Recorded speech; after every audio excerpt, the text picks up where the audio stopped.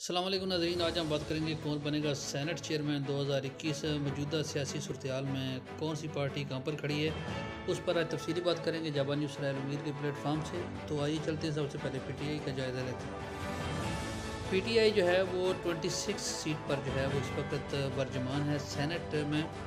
P T I اور اس کی اتحادی جماعتوں کی سیٹوں کی کیا صورتحال ہے، اسکرین پر آپ دیکھ سکتے ہیں کہ پی ٹی آئی 26 نمبر پر پہلے نمبر پر ہے سینٹ میں۔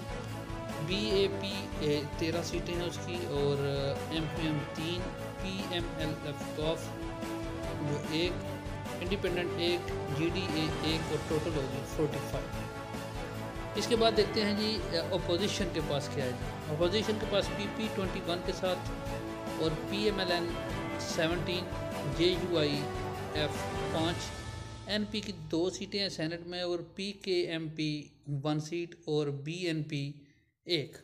اس طرح یہ ٹوٹل 47 بن رہی ہیں۔ یہ اپوزیشن کا جو پی ڈی ایم کا ہے اس کا مشترکہ ووٹ جو ہے وہ 47 ہے، جبکہ تحریک انصاف کا 45 ہے۔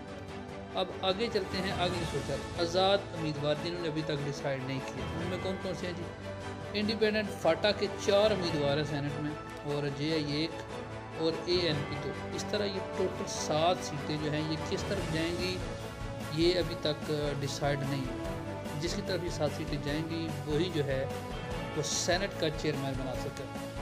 صادق سنجرانی جو ہے وہ حکومتی امیدوار ہوں گے، اور سابقہ وزیر اعظم یوسف رضا گیلانی اپوزیشن۔ یہ ٹیبل مکمل آپ کے سامنے ہے، آپ اس پر دیکھ سکتے ہیں۔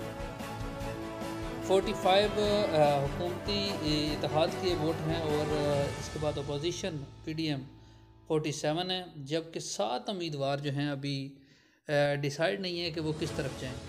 یہ 7 امیدوار ہی جو ہے وہ نمبر آف گیم کو جو ہے وہ چینج کر سکتے ہیں، اور سینٹ کا چیئرمین کون بنے گا یہی 7 امیدوار ڈیسائیڈ کریں گے۔